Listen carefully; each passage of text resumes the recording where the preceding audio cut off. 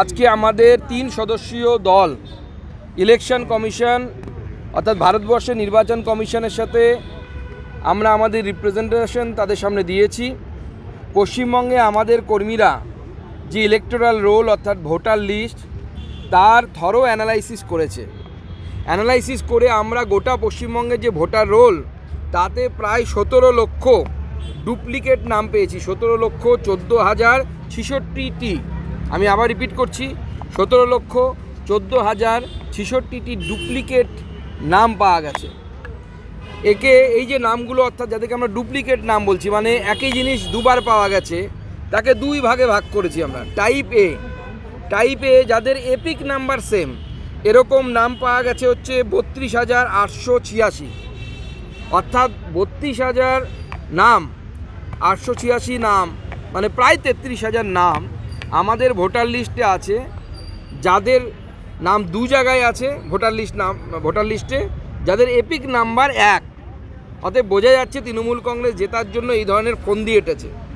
পরবর্তী সময় নির্বাচন কমিশন যখন সিদ্ধান্ত নেয় যে একই বিধানসভার মধ্যে একই এপিক নাম্বার, একই ফটোওয়ালা ব্যক্তি যদি একাধিক থাকে, তাহলে সেই নামগুলোকে বাদ দিয়ে দেওয়া হবে। তারপরের সংখ্যা বলছি কিন্তু এটা, অর্থাৎ একটি অ্যাসেম্বলির বাইরে অন্য অ্যাসেম্বলিতেও নাম রেখেছে।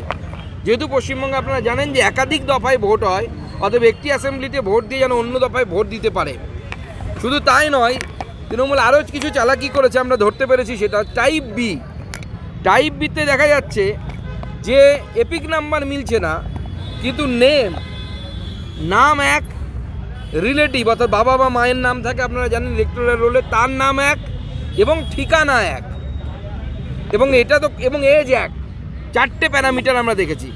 এজ সেম, ঠিকানা সেম, বাবা মা মায়ের নাম এক, এবং তার সাথে এজও সেম। আমি বলছি তো এই এতগুলো অ্যানামলিস পাওয়া গেছে 16,81,180 খানা। এটা তো কোইন্সিডেন্ট হতে পারে না যে ভোটার লিস্টে 16 লাখ লোক এমন থাকবে যাদের বাবা মার নামও এক, নিজের নামও এক, আবার ঠিকানা এক, আবার এজও এক, এপিক নাম্বার শুধু আলাদা। এই অদ্ভুত ধরনের ঘটনা একমাত্র পশ্চিমবঙ্গেই সম্ভব। এছাড়াও আমরা নির্বাচন কমিশনকে জানিয়েছি যে পশ্চিমবঙ্গে বিশেষ কিছু এলাকায়, সেই এলাকাগুলোতে যারা 18 বছর হয়নি, 14-15 বছর বয়সী বাচ্চাদের, তাদের নামও তুলে দেওয়া হচ্ছে ভোটার লিস্ট। এটা আমরা মৌখিকভাবে জানিয়েছি। আপনারা জানেন যে ডেড ভোটার যদি হয়, তাদের জন্য নিয়ম হচ্ছে যে আপনি যদি তার নাম কাটাতে চান, তাহলে আপনাকে ডেথ সার্টিফিকেট দিতে হবে। এবার কোনো পলিটিক্যাল ওয়ার্কারের পক্ষে এটা সম্ভব নয় যে কোনো একটি বাড়ি থেকে ডেথ সার্টিফিকেট চেয়ে নিয়ে এসে সেটা দেওয়া। সেটাও আমরা নির্বাচন কমিশনকে জানিয়েছি। শুধু এই নয়, আমাদের পশ্চিমবঙ্গে আমাদের প্রতিনিধি দল গিয়ে 12 তারিখে এই সমস্ত বিষয় নির্বাচন কমিশনকে জানিয়েছে। আমরা নির্বাচন কমিশনকে এও জানিয়েছি, আমাদের প্রতিনিধি দলে আমাদের রাজ্যের ইনচার্জ, সহপ্রভারী এবং আমাদের আইটি ইনচার্জ শ্রী অমিত মালব্য মহাশয়, উনি আমাদের সাথে ছিলেন। আমাদের ওম পাঠকজি, প্রাক্তন আইএস অফিসার, তিনি আমাদের সাথে ছিলেন, যিনি আমাদের দলের হয়ে পুরো বিষয়টি দেখাশোনা করেন। এবং পুরো বিষয়টি আমরা নির্বাচন কমিশনকে বুঝিয়েছি যে পশ্চিমবঙ্গে যদি সত্যিই ফ্রি অ্যান্ড ফেয়ার ইলেকশন করতে হয়, তাহলে পরে পশ্চিমবঙ্গের ইলেকটোরাল রোলের কারেকশন করতে হবে। এবং প্রায় 1 বছরেরও কিছুটা বেশি সময় এই মুহূর্তে নির্বাচন কমিশনের কাছে আছে। অতএব এখন থেকে যদি তারা চেষ্টা করেন, তাহলে এই কারেকশনগুলো করতে পারবেন। নির্বাচন ফ্রি অ্যান্ড ফেয়ার এবং নির্বাচন ঠিকভাবে হওয়া উচিত।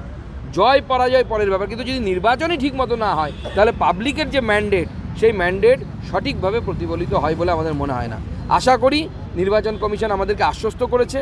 তারা তাদের ভাষায় এটাকে ডিএসই বা ডিএসসি বলছে, অর্থাৎ যারা ডুপ্লিকেট নামগুলোকে যে সফটওয়্যার দিয়ে তারাও দেখেন, তারা এতদিন পর্যন্ত একই বিধানসভার মধ্যে দেখেছেন, এরপরে এক বিধানসভার বাইরে অর্থাৎ স্টেট ওয়াইজ ওইটা দেখবেন এবং ডুপ্লিকেট নামগুলোকে বাদ দিয়ে দেবেন বলে আশ্বস্ত করেছে। দাদা